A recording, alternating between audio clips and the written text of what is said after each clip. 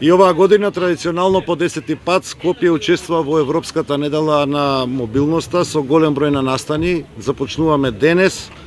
а настаните во текот на наредната седница на многу различни локации во нашиот град ќе се одвиваат согласно веќе однапред утврдената динамика. Европската недела на мобилност се одбележува повеќе од 2500 градови во Европа со цел подобрување на јавното здравје и квалитетот на животот на граѓаните, како и промовирање на чистата мобилност и одржливиот урбан транспорт. Кампањата дава можност на луѓето да истражат улогата на градските улици, да експериментираат со практични решенија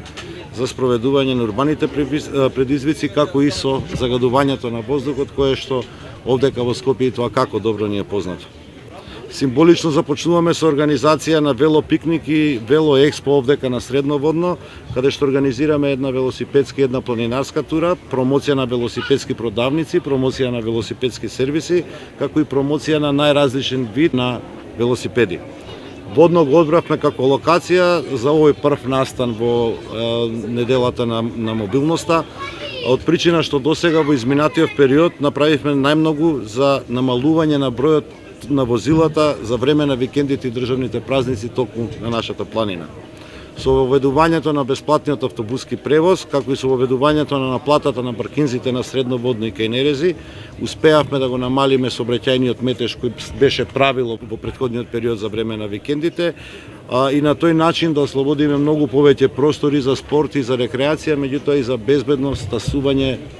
на нашата планина. Истовремено, бројот на продадените карти на жичарницата, што може би се некаков препер за бројот на посетителите, воопшто не е намален, напротив, зголемен е за 1%, што само потврдува дека